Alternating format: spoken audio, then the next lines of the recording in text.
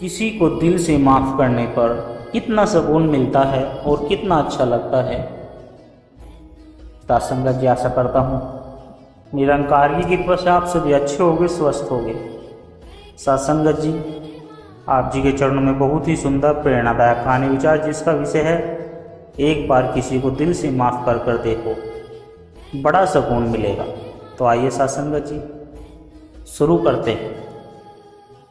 वाराणसी के एक छोटे मोहल्ले में दो भाई रहते थे। एक का नाम रघुनाथ था और दूसरे का गोपाल। बचपन में दोनों की दोस्ती मिसाल थी, लेकिन एक जमीन के टुकड़े ने दोनों को अलग कर दिया। बात इतनी बढ़ गई कि दोनों ने एक दूसरे से बोलना छोड़ दिया। माँ बाप की मृत्यु के बाद भी दोनों ने एक दूसरे को माफ़ नहीं किया। गोपाल ने व्यापार में नाम कमाया और शहर चला गया। रघुनाथ गांव में ही रहा। वर्षों बीत गए। एक दिन गोपाल को हार्ट अटैक आया और डॉक्टर ने उसे कुछ महीने ही दिए। अब जीवन का अंतिम पड़ाव था। इसी मोड़ पर उसे अपने भाई की याद आई और उससे किया गया व्यवहार। गोपाल की आंखों में आंसू बहने लगे। मैंने क्या पाया इतने सालों में? दौलत, मकान, लेकिन जो सबसे प्यारा था मेरा भाई, मैंने उसे ही खो दिया। गोपाल ने गांव जाने का निर्णय लिया। जब वह रघुनाथ के दरवाजे पर पहुंचा तो कुछ पल तक चुप रहा। फिर दरवाज़ा खटखटाया। रघुनाथ सामने आया और दोनों की आंखें नम हो गई। गोपाल बोला, भैया, अगर आप माफ़ कर सको तो माफ़ कर दो, शायद अब ज़्यादा समय नहीं बचा मेरे पास। रघुनाथ ने उसका हाथ पकड़ा, रोते हुए गले लगाया और बोला, तेरे बिना दिल अधूरा था। तुझसे मिलकर जैसे मन को शांति मिल गई। इसके बाद दोनों भाइयों ने समय साथ बिताया। गोपाल की तबीयत में भी थोड़ा सुधार हुआ। गांव वालों को आज तक का ये दृश्य याद। दो भाई जो वर्षों से अलग थे, माफ़ी ने उन्हें फिर से जोड़ दिया। गोपाल जब अपने रघुनाथ से माफ़ी मांगी तो कैसा लगा? एक अजीब हल्कापन महसूस हुआ, जैसे मन के भीतर कोई बोझ उतर गया। इतने सालों से दिल में जो कड़वाहट थी वो माफ़ी के एक पुल में घुल गई। सच कहूँ तो माफ़ करने और माफ़ी मांगने का सुख दुनिया के किसी धन से बड़ा नहीं। रिपोर्टर ने फिर पूछा, क्या आपको लगता है कि माफ़ी मांगना कमजोरी है? गोपाल ने जवाब दिया, बिल्कुल नहीं। माफ़ी मांगना बहुत बड़ी ताकत है। अहंकार तोड़ना पड़ता है और यही अहंकार इंसान को खोखला कर देता है। आज जब मैं अपने भाई के साथ बैठा हूँ तो महसूस होता है कि सुकून सिर्फ रिश्तों में है, लड़ाई में नहीं। रिपोर्टर ने फिर पूछा, आप उन लोगों को क्या संदेश देना चाहोगे जो किसी से नाराज है? गोपाल ने जवाब दिया, जिनसे नाराज हो उनसे एक बार मिलो। जो बोझ तुम दिल में लिए घूम रहे हो वो सिर्फ माफ़ करने से उतर सकता है। जीवन छोटा है, रिश्ते संभालो। माफ़ करोगे तो तुम खुद सुकून पाओगे। सत्संगत जी, इस कहानी से हमें यह शिक्षा मिलती है, माफ़ी केवल सामने वाले के लिए नहीं होती, बल्कि खुद के मन की शांति के लिए होती है। वर्षों पुरानी कड़वाहट एक माफ़ी से मिट सकती है। अगर किसी से नाराज हो तो माफ़ करना सीखो, क्योंकि माफ़ करना सबसे बड़ा गुण है। सत्संगत जी, एक महान संत स्वामी प्रेमानंद जी की, जिनके जीवन में एक ऐसे पल आया जहां उन्होंने माफ़ करके न केवल एक व्यक्ति का जीवन बदल दिया, बल्कि हजारों लोगों को भी यह सिखा दिया कि माफ़ करना ही सबसे बड़ी तपस्या है।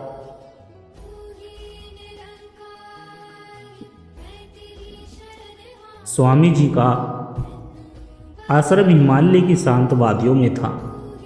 दूर दूर से लोग उनके सत्संग में आते। एक दिन एक नया सेवक आया। उसका नाम हरिराम था। उसने खुद को भक्त कहकर आश्रम में सेवा ले ली। हरिराम व्यवहार से नर्म दिखता था, लेकिन भीतर से ईर्ष्या से भरा हुआ था। उससे स्वामी जी का आदर, सम्मान और अपार श्रद्धा पसंद नहीं थी। हरिराम ने धीरे धीरे स्वामी के खिलाफ अफवाहें फैलाना शुरू कर दी। आश्रम की संपत्ति की चोरी में उसका हाथ था, लेकिन उसने स्वामी जी पर ही आरोप लगा दिया। समाचार पत्रों में सुर्खी आई, प्रेमानंद जी पर आरोप। स्वामी जी ने कुछ नहीं कहा, न क्रोध न सफाई, बस मुस्कुरा दी। जो सत्य है वह सामने आएगा। कुछ महीने बाद सच सामने आया। हरिराम ने सब कुछ खुद किया था। सबूत मिले और भक्तों ने उसे रंगे हाथों पकड़ लिया। गुस्से से आश्रमवासी बोले, स्वामी जी अब तो सजा दीजिए, उसे आश्रम से बाहर कर दीजिए। हरिराम डर के मारे कांप रहा था। स्वामी जी मंच पर आए और बोले, हरिराम को मैं माफ़ कर सकता हूँ। हरिराम को मैं माफ़ करता हूँ। भवन में सन्नाटा छा गया।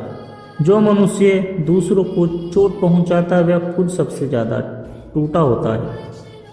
मैं उसे सजा नहीं दूंगा, सेवा दूंगा। हरिराम फूट फूट कर रोने लगा और स्वामी जी के चरणों में गिर पड़ा। उस दिन से वह एक सच्चा सेवक बन गया। हरिराम अब हर दिन सबसे पहले उठता, साफ सफाई करता, गरीबों को भोजन कराता। वह अपने जीवन का हर क्षण इस बात में लगाता कि संत का विश्वास फिर जीत सके। उसकी आंखों में हमेशा नर्मता और पश्चाताप होता था। लोग कहते, ये वही हरिराम है जिसने स्वामी जी पर गलत आरोप लगाए थे। लेकिन हरिराम कहता, नहीं, वो हरिराम मर गया। मुझे तो स्वामी जी की क्षमा ने नया जन्म दिया है। एक पत्रकार ने स्वामी जी से पूछा, क्या आपको क्रोध नहीं आया जब हरिराम ने इतना बड़ा धोखा दिया? स्वामी जी ने मुस्कुराकर कहा, अगर मैं क्रोधित होता तो मैं भी वही बन जाता जो वह उस वक्त था। माफ़ करना मेरे लिए तपस्या है, माफ़ी में शक्ति है और वही सच्चे साधु की पहचान है। क्या माफ़ करने से कोई बदल सकता है? हर इंसान के भीतर एक दीपक होता है। माफ़ी की लौ से वो फिर से जल सकता है। वर्षों बाद जब स्वामी जी ने देह त्याग दिया तो आश्रम का मुख्य सेवक हरिराम को ही बनाया गया। उसने अंतिम सत्संग में कहा, आज मैं जो कुछ भी हूँ स्वामी जी की माफ़ी की वजह से हूँ। किसी को दिल से माफ़ करना सिर्फ उसे नहीं, खुद को भी नया जन्म देना है। माफ़ी आत्मा को हल्का कर देती है और भगवान के निकट ले जाती है। सत्संगत जी, यह कहानी हमें बताती है कि माफ़ करना कमजोरी नहीं बल्कि सबसे बड़ी आध्यात्मिक शक्ति है। कोई भी अपराध पश्चाताप से छोटा हो सकता है, बस किसी को दिल से माफ़ करने का साहस होना चाहिए। सत्संगत जी, ऋषि अद्वैय और अपराधी अर्जुन।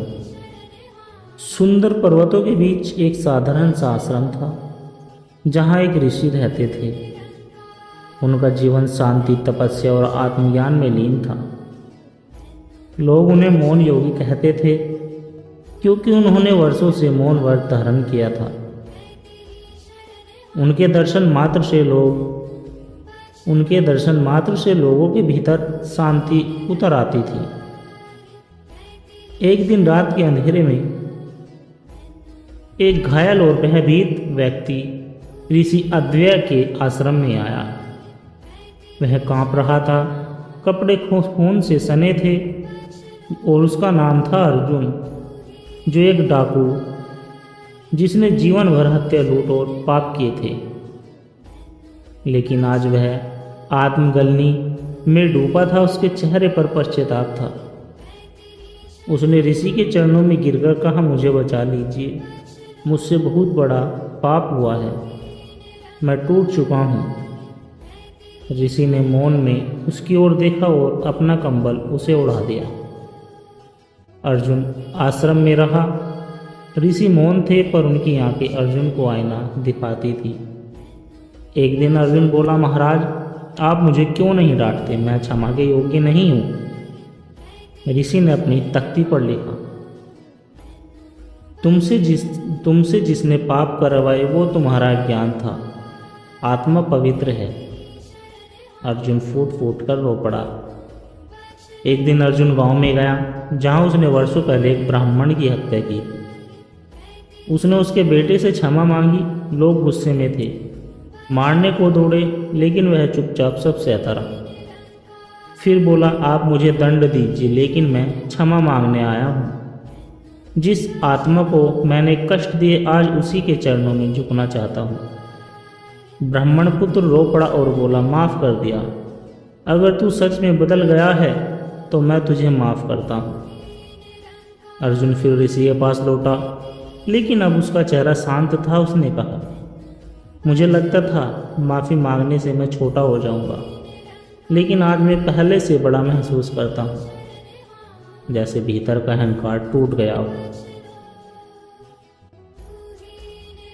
ऋषि ने अपनी तख्ती पर लिखा, जिस दिन तुमने खुद को माफ़ कर लिया वही दिन तुम्हारा पूर्ण जन्म हुआ।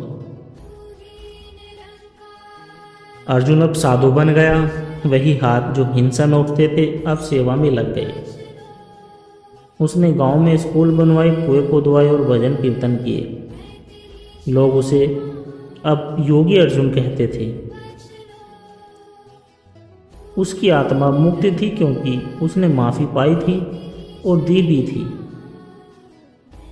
कई वर्षों बाद ऋषि अद्वैत समाधि में चले गए। अर्जुन उनकी समाधि पर बैठा रहा। ध्यानस्थ लोगों ने पूछा, तुम्हें क्या मिला? उनके मौन से अर्जुन ने कहा, उनके मौन में वो शब्द छिपे थे जो मेरी आत्मा को सुनाई दिए।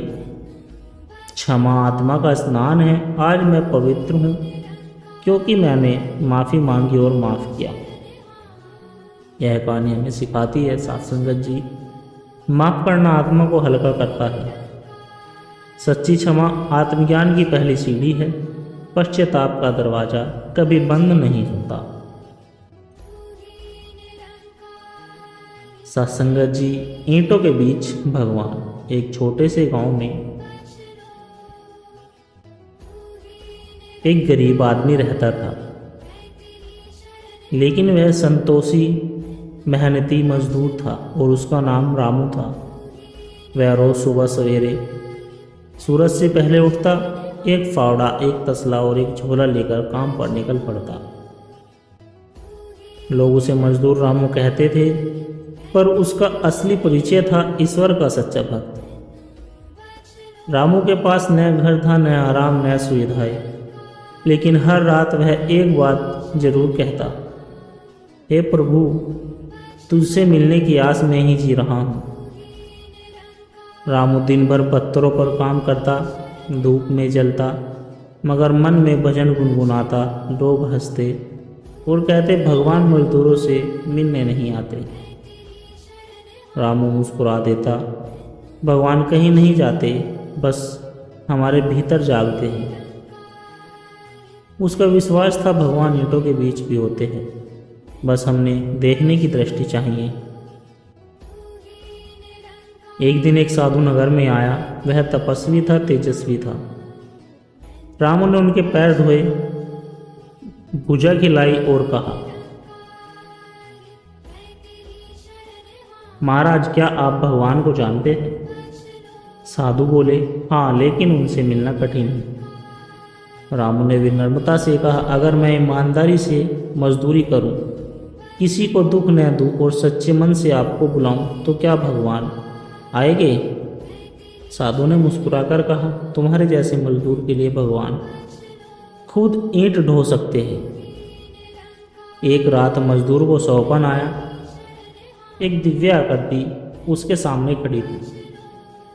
भगवान बोले, रामू, मैं तुम्हारी सादगी और सेवा से प्रसन्न हूँ, पर क्या तुम सच में मुझे देखना चाहते हो? रामू बोला, नहीं प्रभु, देखना नहीं चाहता, महसूस करना चाहता हूँ। अगर आप मेरे काम में हैं तो हर फावड़े उठाते समय मुझे आशीर्वाद मिल जाए, यही काफ़ी है। अगले दिन रामू को एक बड़ा ठेका मिला। कई मजदूरों को काम पर लगाया, मगर वह एक आदमी बहुत क्रूर था, गालियाँ देता, मजदूरी नहीं देता। रामू चुपचाप सब सहता रहा, मगर एक रात वह व्यक्ति बीमार पड़ गया। लोग उसे छोड़कर चले गए। रामू ने उसे पानी पिलाया, सेवा की। वह बोला, मैंने तुझे अपमानित किया और तू मेरी सेवा कर रहा है। रामू बोला, जब आप अपमान कर रहे थे तब मैं मजदूर था, अब आप बीमार हैं तो मैं भगवान का सेवक हूँ। अगली सुबह जब रामू काम पर गया, वहाँ हर ईंट पर कोई मंत्र लिखा दिखा, जैसे किसी ने स्वर्ण अक्षरों में लिखा हो, रामू मैं तेरे साथ हूँ। लोग चौंक गए। रामू मुस्कुराया, आंखें बंद की और कहा, प्रभु, तू सच में मेरे भीतर बसता है, अब मैं तेरे लिए ही मजदूरी करूँगा। रामू ने जीवन भर मजदूरी की, लेकिन अब वह एक गुरु बन गया था, जो लोगों को सिखाता था कि ईश्वर को मंदिरों में नहीं, सेवा में खोजो। मरने से पहले वह बोला, मैंने भगवान को न गंगा में देखा न कैलाश में देखा, मैंने उन्हें हर उस ईंट में देखा जो मैंने प्रेम से उठाई थी। संगत जी, भगवान किसी की जात, काम या धन नहीं देखते, वे सिर्फ मन की सच्चाई देखते हैं। रामू जैसे मजदूर हमें सिखाते हैं कि अगर कर्म पूजा बन जाए तो मजदूरी भी भजन हो जाती है। साथ संगत जी, दास के द्वारा कहे गए प्रेरणादायक कहानी विचार यदि आप जी को अच्छे लगे हो तो वीडियो को लाइक करें, शेयर करो, कमेंट बॉक्स में धन्य ओंकार जी जरूर लिख दें और दास को आशीर्वाद दें कि हर रोज़ आप जी के चरणों में ऐसी ही प्रेरणादायक कहानी विचार लेकर आता रहूं। और साथ संगत जी, आप जी के चरणों में प्यार भरी विनती है कि दास के चैनल सोना इंस्पायर विचार को सब्सक्राइब जरूर कर दे और बेल आइकन को भी प्रेस कर दे, जिससे कि हर रोज़ एक नए विचार की अपडेट आप तक पहुंचती रहे। साथ संगत जी, प्यार से कहना, धन निरंकार जी।